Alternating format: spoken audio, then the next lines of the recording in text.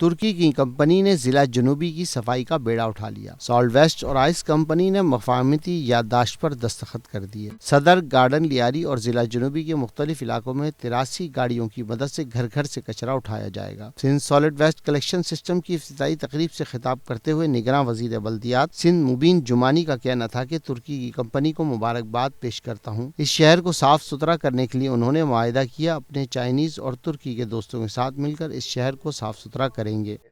اور آج میں ویلکم کر رہا ہوں ہمارے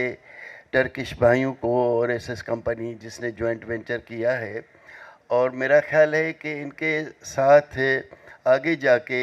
ڈفرنٹ جو ہماری ریمیننگ ڈویژنس ہیں، اس کے بعد سیکنڈ فیز میں ڈسٹرکٹس ہیں، اس میں یہ سالڈ ویسٹ کو بڑھائیں گے اور کراچی کو جتنا بھی صاف ستھرا ہم رکھیں گے، کیونکہ کراچی دنیا کے چند ملکوں میں سے ہے جو نمبر 1، نمبر 2، 3 پاپولیشن کے اوپر آتے ہیں، اور جتنی فیسلٹیز دوسرے شہروں میں یا صاف ستھرا ماحول ایٹماسفیئر ہے، شاید ہم اس میں ہماری کوتاہیوں کی وجہ سے کسی نہ کسی وجہ سے پیچھے رہ گئے ہیں۔ اب مجھے امید ہے کہ ٹرکش دوست یا ہمارے چائنیز دوست جو ہیں وہ بھی ہمارے ساتھ کئی سالوں سے کام کر رہے ہیں، ان کی کوآپریشن سے، ہماری ڈپارٹمنٹس کی محنت سے انشاءاللہ مجھے امید ہے کہ نیئر فیوچر میں ہم اس پہ کنٹرول کریں گے۔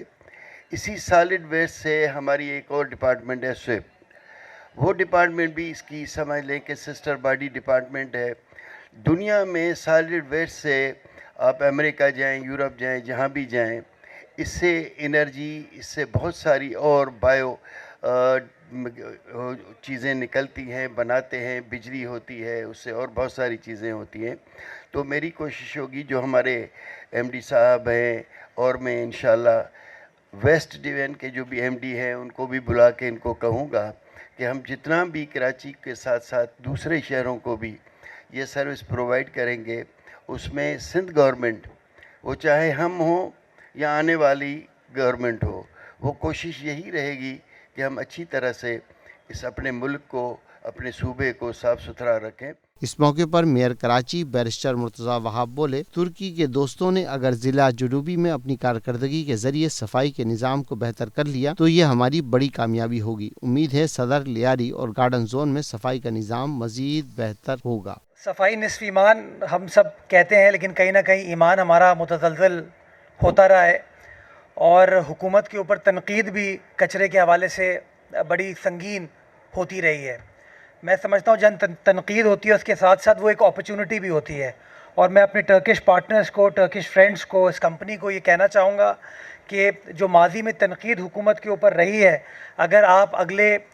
مہینے میں، 1.5 مہینے میں اپنی پرفارمنس کے ذریعے صدر زون کے اندر ڈفرنس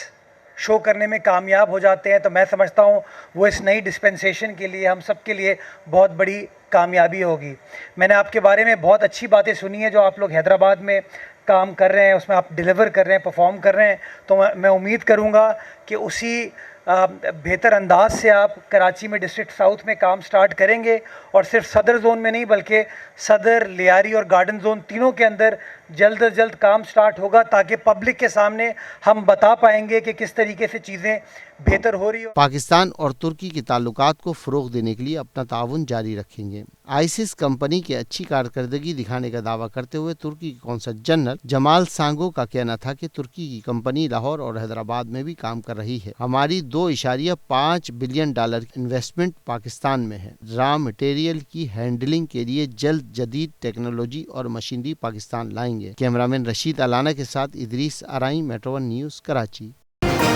میٹرو ون نیوز، ہر پل کی خبر۔